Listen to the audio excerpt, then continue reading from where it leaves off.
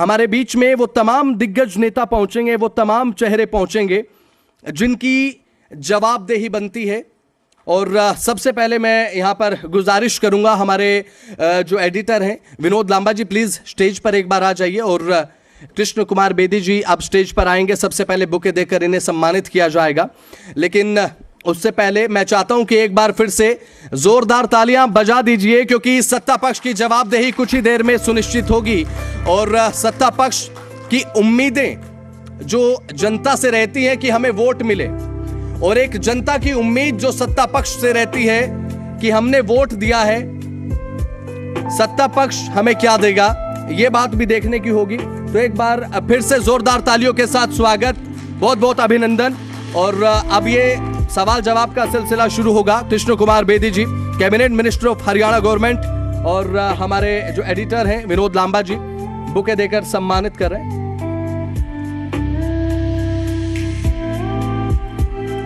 बिल्कुल, और सवाल जवाब का सिलसिला हम शुरू करें उससे पहले मैं चाहता हूं कि कृष्ण कुमार बेदी जी प्लीज सर एक बार स्टेज पर आए और अपने विभाग से जुड़ी वो तमाम बातें रखें जो उपलब्धियां अभी तक आपकी रही हैं सर।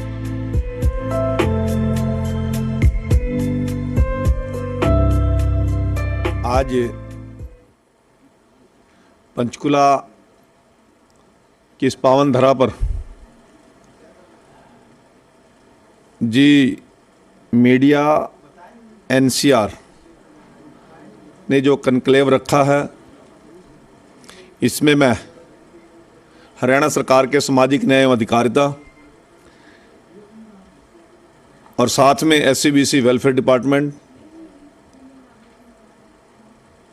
सत्कार विभाग के मंत्री के नाते पिछले लगभग 13 महीने से इस विभाग की जिम्मेवारी मेरे पास है। नायब सिंह सरकार के अंदर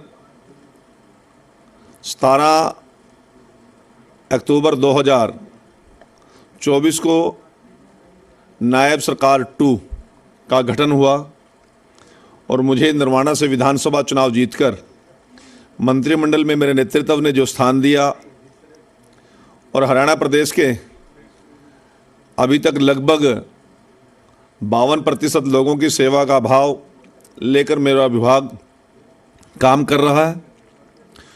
और जो सबसे अंतिम पायदान पर जो व्यक्ति खड़ा है, उसके उत्थान और तरक्की के लिए जिस विभाग की जिम्मेवारी लगी है, उस विभाग के मंत्री के नाते मैं आपके सम्मुख आया हूँ। मैं बताना चाहता हूँ कि हरियाणा प्रदेश एक ऐसा राज्य है जिसकी 2 करोड़ 82 लाख आबादी में से लगभग 36 लाख से ज़्यादा लोगों को हम बुढ़ापा सम्मान पेंशन, दिव्यांग पेंशन, विधवा बहनों के लिए पेंशन, किन्नर और बौने के लिए पेंशन, और जो क्रिटिकल बीमारियां हैं जो केंद्र सरकार ने पहले से जिनको एक कैटेगरी में तय किया है, उन सभी लोगों को अलग अलग कैटेगरी में हम पेंशन देने का काम करते हैं। और 36 लाख लोग प्रति महीना 3200 रुपया पहले सप्ताह में हर महीने की हम उनके अकाउंट में भेजने का काम करते हैं। हरियाणा प्रदेश एक ऐसा प्रदेश है, इससे ज़्यादा अमाउंट और इससे ज़्यादा संख्या अन्य किसी प्रांत में सामाजिक सुरक्षा पेंशन के माध्यम से नहीं दी जा रही है। और जब हमने सरकार का चयन से पहले हम विधानसभा के चुनाव में गए थे, मेरे केंद्रीय नेतृत्व ने और प्रदेश नेतृत्व ने तय किया था कि हरियाणा प्रदेश की महिलाओं के सशक्तिकरण के लिए, उत्थान के लिए, तरक्की के लिए, आर्थिक तौर पर उनको मजबूत करने के लिए, सशक्त करने के लिए हम एक लाडो लक्ष्मी योजना के तहत बहनों को 2100 रुपये महीना उनकी रसोई की ज़रूरतों को पूरा करने के लिए देंगे। क्योंकि मेरी बहनों को ग्रामीण क्षेत्र में ख़ास तौर से गरीब परिवारों के अंदर 100-200 रुपये के लिए भी पति की तरफ देखना पड़ता है, पिताजी की तरफ देखना पड़ता है, बेटे की तरफ देखना पड़ता है, भाई की तरफ देखना पड़ता है। उनकी आर्थिक ज़रूरतों को पूरा कर सकें, 2100 रुपये हम लाडो लक्ष्मी योजना के तहत बहनों के अकाउंट में देने का काम करेंगे। और मैं सौभाग्यशाली समझता हूँ मेरे लोकप्रिय मुख्यमंत्री सौम्य मुख्यमंत्री नायब सिंह सैनी जी के नेतृत्व के अंदर हमने पहली 2 किस्तें लगभग 7.5 लाख बहनों के अकाउंट में डालने का 2100 रुपये महीने की हमने शुरुआत कर दी है। और पहले ही साल के अंदर एक महत्वपूर्ण जो हमारी घोषणा थी, हमारा वचन था, उसको पूरा कर दिया। इससे अवश्य ही बहनों के सशक्तिकरण में, मजबूती में एक बहुत अहम भूमिका ये आर्थिक मदद हरियाणा सरकार की, उनका ढांढस, उनका हौसला बढ़ाने का काम करेंगी। हमने तय किया है कि 23 साल से लेकर 60 साल की आयु की कोई भी बहन जिसकी वार्षिक आर्थिक आमदन 1 लाख रुपए से कम है, उनको हम अभी शुरुआत पहले चरण में देंगे।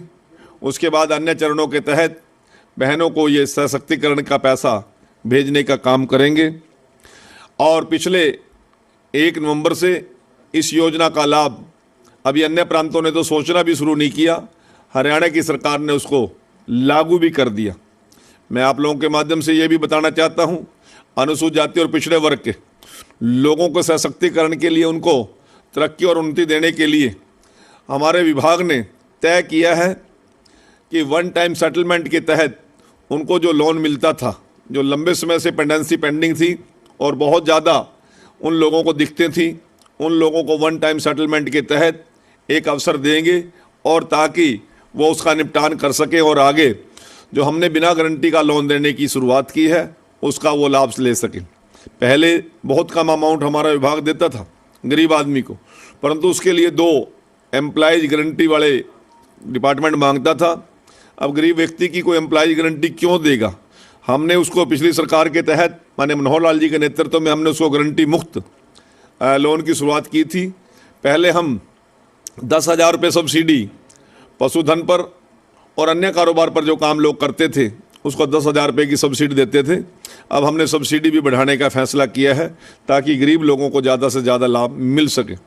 इसी प्रकार से अन्य जो हमारे दिव्यांगजन हैं उनको पहले 70% दिव्यांगजनों को हम किसी भी प्रकार का पेंशन वगैरह का लाभ देते थे, परंतु मनोहर लाल जी की सरकार में जब मैं पहले इस विभाग का मंत्री था हमने 10% वो दिव्यांगजनों की डिक्रीज करके हमने 60% दिव्यांगजनों को उसका लाभ देने की हमने शुरुआत की थी। आज लगभग 2.5 लाख से ज़्यादा दिव्यांगजनों को हम 3200 रुपये मासिक पेंशन और उनकी ज़रूरतों को, आवश्यकताओं को पूरा करने का हम काम कर रहे हैं। इसके साथ साथ बहुत विस्तार में ना जाकर मैं आप लोगों को एक बात बताना चाहता हूं, नायब सिंह सैनी जी के नेतृत्व में हमारी सरकार कमज़ोर और अंतिम पायदान पर खड़े व्यक्ति के लिए हमेशा तत्पर है और उनकी सुरक्षा और उनकी शिक्षा और चिकित्सा सभी की जिम्मेवारी हमारी सरकार लेती है। मैं आपके माध्यम से ये विश्वास दिलाना चाहता हूँ, हरियाणा प्रदेश का प्रत्येक व्यक्ति जो भी इस श्रेणी में आता है उसको प्रत्येक लाभ हम देने की गारंटी देते हैं। धन्यवाद।